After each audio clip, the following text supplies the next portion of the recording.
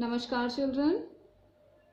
Chapter number 2, different forms of business organization, we are doing right now.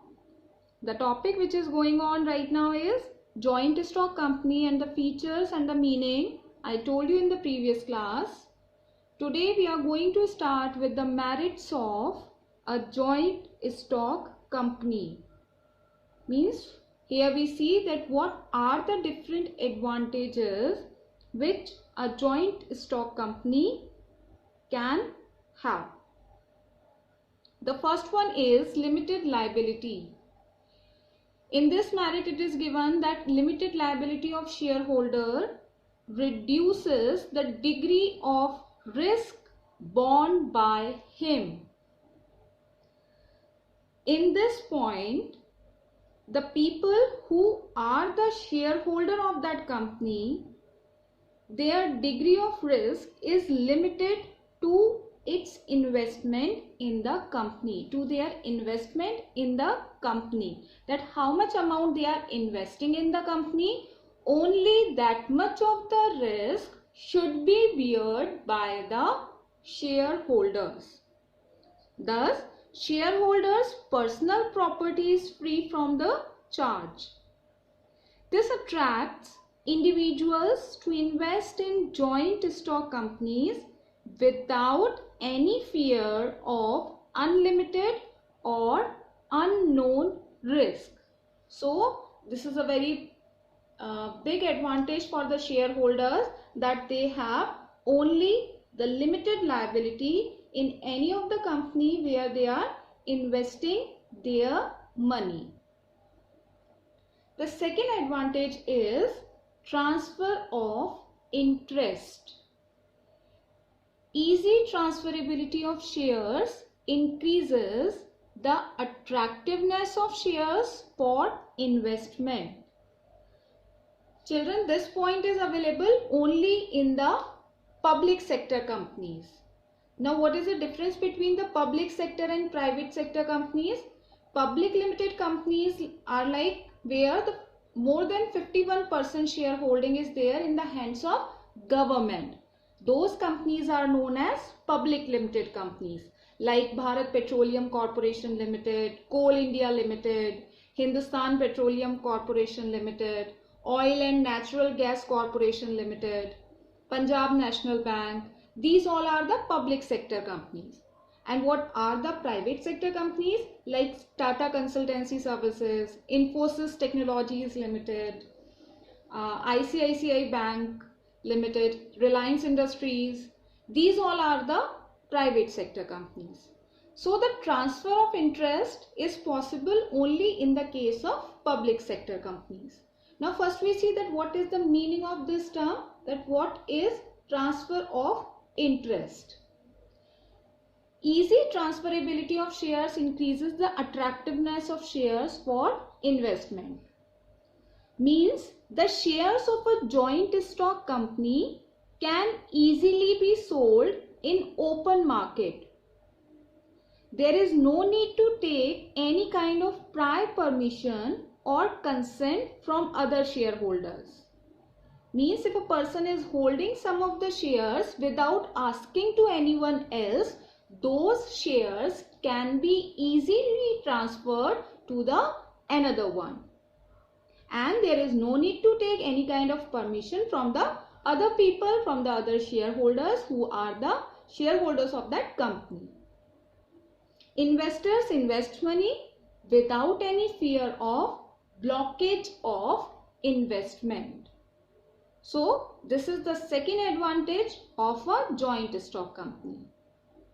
Now, third one is perpetual existence. In the previous class also I told you about the meaning of this term. Perpetual means continuously, and perpetual existence means that a company continues forever. Okay, so existence of a company is not affected by the death, insanity, insolvency of members or change of membership. Company can be liquidated only as per the provisions of Companies Act. These provisions we will discuss later on in chapter number 7, when we'll see that what is the actual formation of a company is there. So in this point, a company is having the separate entity from its members that allows the company to exist forever. The members' death, retirement, their resignation or insolvency or transfer of shares to others does not affect company's existence. Okay, so company remains forever till the end. So this is the third advantage whether the shareholders are leaving the company by any of the reason, the company's existence will remain forever. Now move on to the next merit. The next merit is scope for expansion. A company can collect huge amount of capital from unlimited number of members who are ready to invest because of limited liability, easy transferability and chances of high return. These kind of benefits generally company provides to its shareholders. Because the liability is limited, they can easily transfer their shares to someone else, as well as whatever money they are investing in the company, there are so many chances to get higher return, means to get higher profit. So that's why people generally wants to invest in that kind of company. A company can raise funds from public as well through loans from financial institutions or banks, and this gives greater scope for large scale operations and expansions. So this is the main reason the people generally want to invest their money in any kind of public or private kind of joint stock company. So a company can collect huge amount of capital because the restriction of the number of members is also not there in case of the public company. The next advantage is professional management. A company can afford to employ highly qualified experts in different areas of business management. Joint stock companies are operated on large scale, facilitating division of work, means each task generally assigned to one person.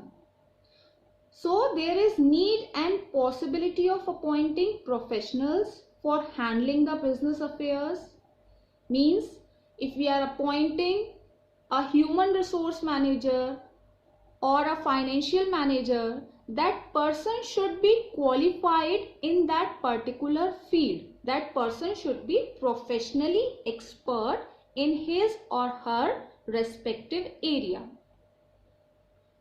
And in a company, they have enough amount of funds, so they can afford to employ highly qualified experts. The employment of individuals with expertise helps to balance and rational decisions. So these are the merits, these are the 5 merits of a joint stock company. Just go through with these points and read the limitations of joint stock company. I have already assigned one more worksheet related with the topic. So please do that also. Thank you.